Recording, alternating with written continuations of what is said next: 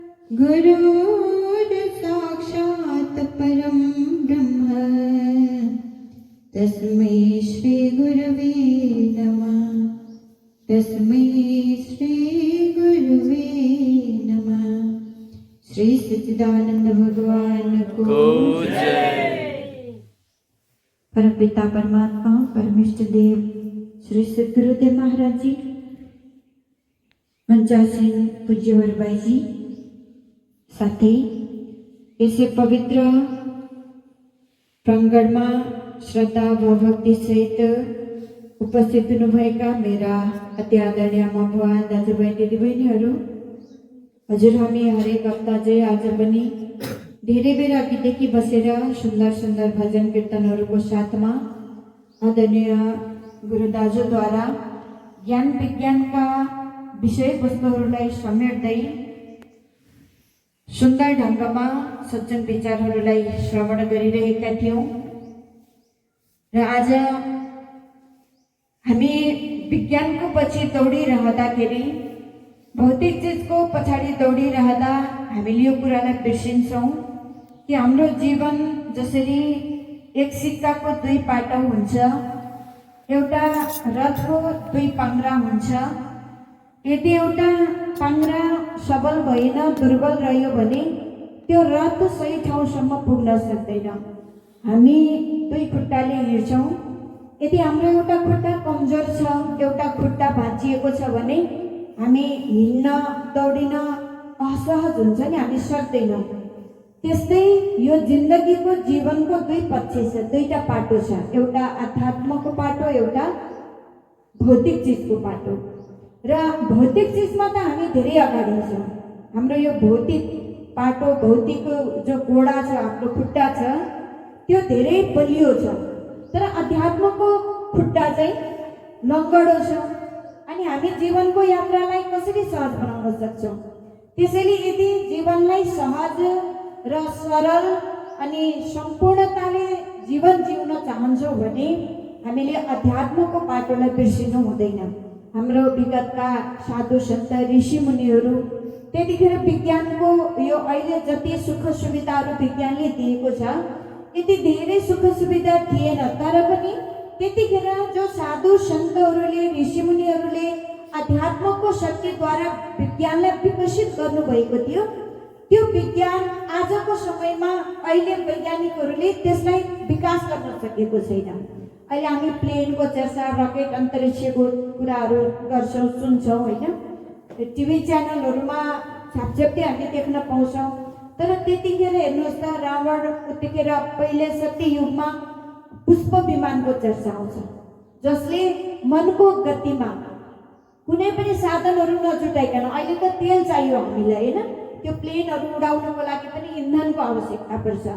तर त्यतिखेर त्यो पुष्प विमानमा जो व्यक्ति सवारी हुन्छ, उसको मनको इच्छा अनुसार जहाँ लानुपर्ने उसले आज्ञा पनि गर्नु पर्दैन। त्यो मनले सोचेपछि कहाँ जानुपर्ने त्यो पुष्प विमानले लिएर जान्थ्यो। हामी रावणको उदाहरण सुन्छौँ। रावण ऋषिको सन्तान थिए, तर राक्षस कुलमा जन्मेको हुनाले रावणले आतताई उनले अत्याचार गरे होइन।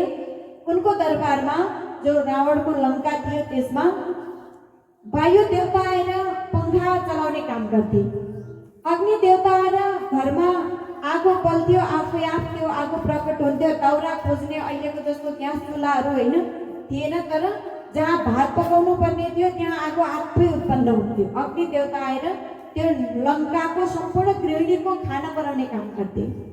पानीको आवश्यकता भयो, आफै आफ जलदेवता आएर त्यो भाँडामा पानी भरिन्थ्यो। हरेक सुख सुविधा थियो। तर त्यस्तै सुख सुविधा आजको समयमा विज्ञानले नगरेको होइन, गर्यो। हामीले एउटा स्विच अन गर्छौँ, पङ्खा, एसी हाम्रो शीतलताको लागि, हावाको लागि अगाडि हाम्रो अगाडि छ। पानी चाहियो, मोटर खोल्यो, ट्याङ्कीबाट धारा खोल्दा बित्तिकै पानी आउँछ। अब आगो खाना बनाउनको लागि पहिलाको जस्तो घाँस दाउरा जङ्गल गएर दाउरा काटेर खोजेर लिएर आउनु परेन। ग्यास चुल्हा छ, इन्डक्सन चुल्हा छ, यी आदि इत्यादि सुविधाहरू त गर्यो होइन।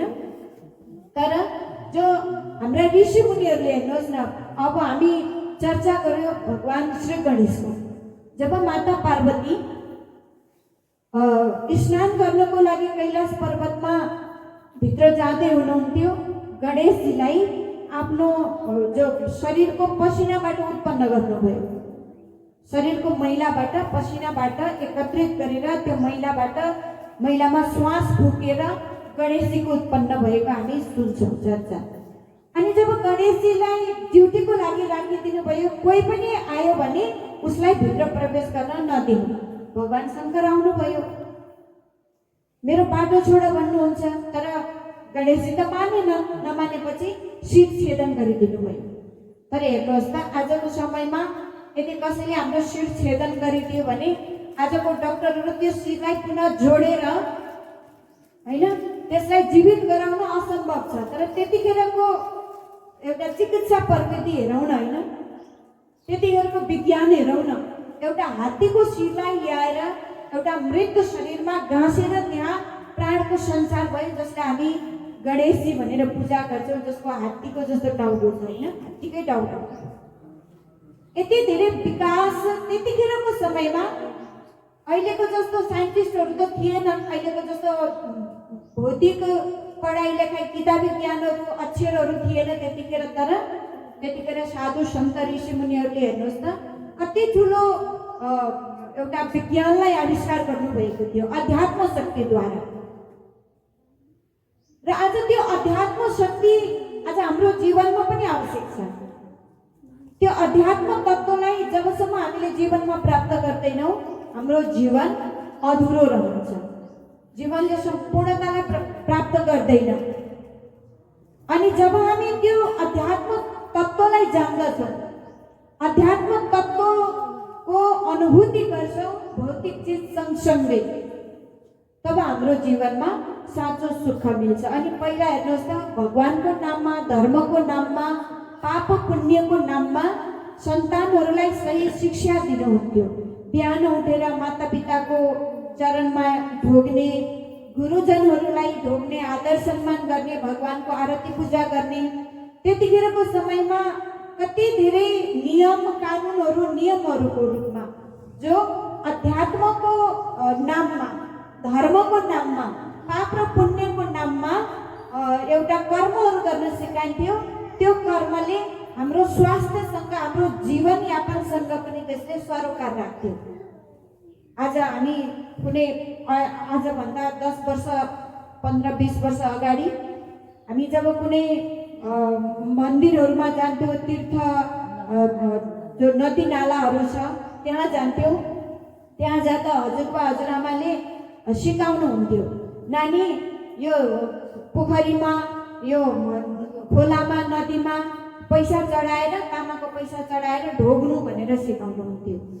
अनि किन ढोग्ने, किन तामाको पैसा चढाउने भनेर सोद्धाखेरि पुण्य मिल्छ भन्नुहुन्थ्यो। तर वास्तवमा त्यो पैसा चढाएर पुण्य मिल्ने त थिएन, तर त्यो तामाको पैसाले गर्दाखेरि जो नकारात्मक चिजहरू हुन्छ, जो कीटाणुहरू हुन्छ, त्यो पानीलाई शुद्धिकरण गर्ने काम तामाको पैसाले गर्थ्यो। आज त्यही भएर डक्टरहरूको पासमा हामी जब चेक गर्न जान्छौँ, डक्टरले भन्नुहुन्छ नि, होइन राति सुत्नुभन्दा अगाडि तामाको लोटामा पानी राख्नुहोस्, बिहान उठेर पानी पिउनुहोस् भन्नुहुन्छ नि, होइन।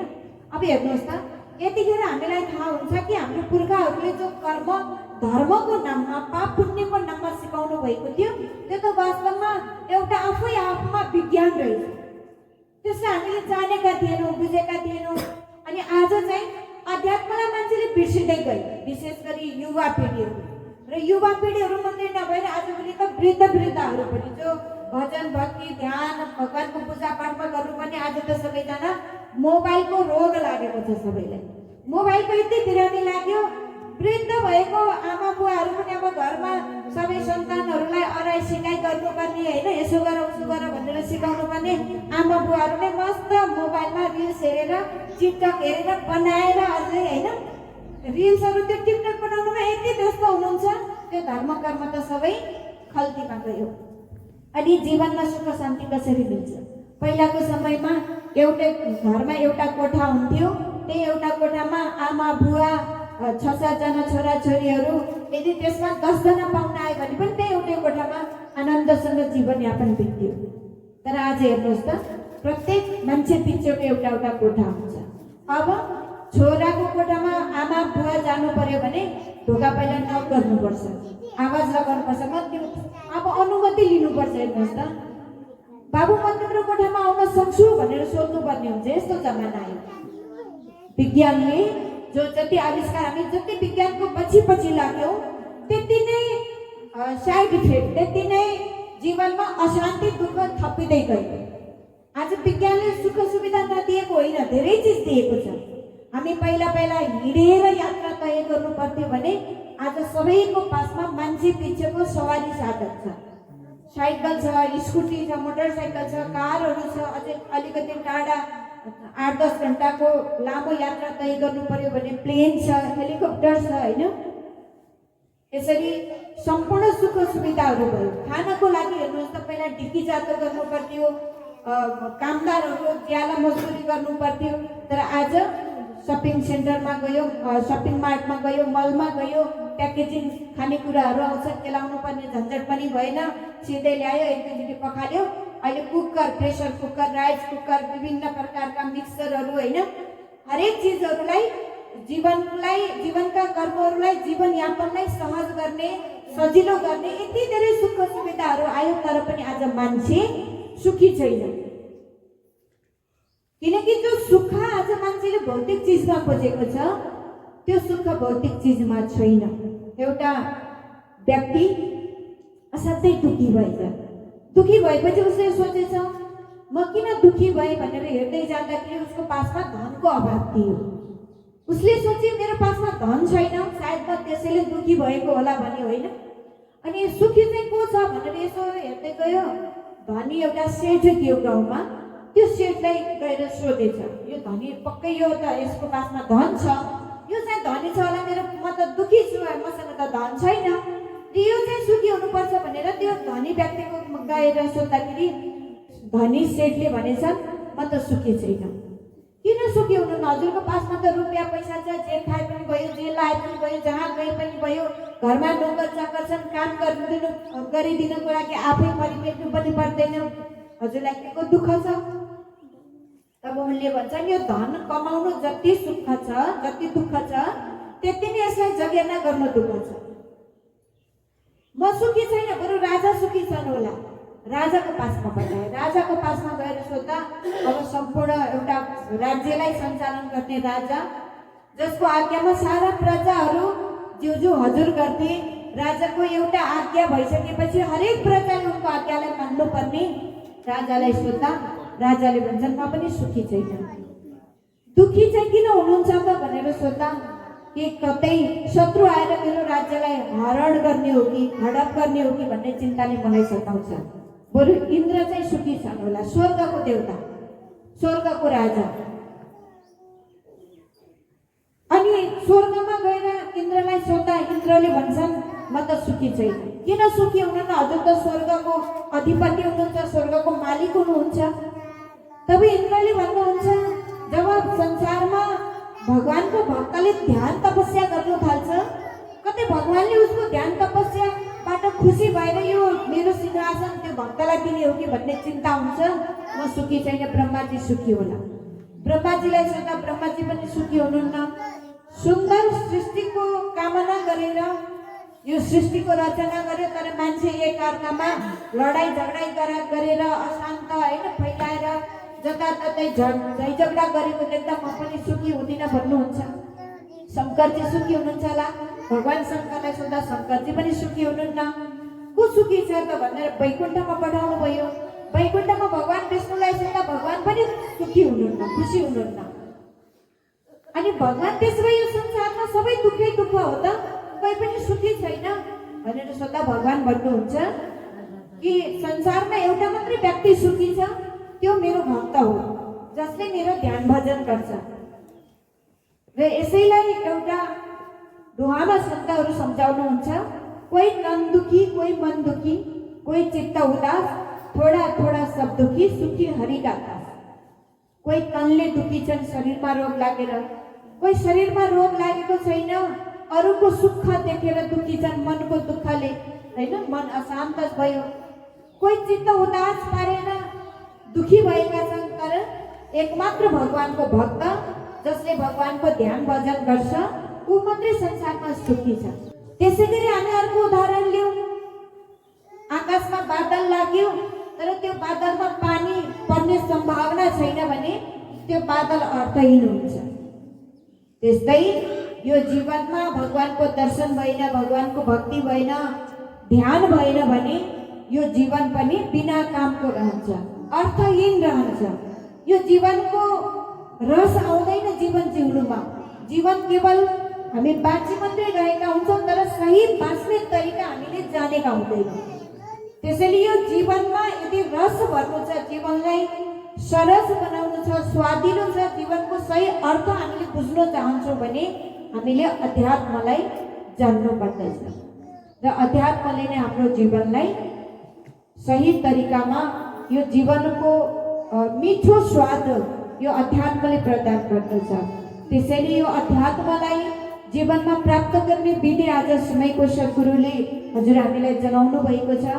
जसले अध्यात्मको रसलाई चाख्नु भएको छ, हामी यो रसलाई अझै गहिरोसँग, अझै मिठोसँग, अझै पेट भर्ने गरी यसको स्वादलाई लिने प्रयास गरौँ।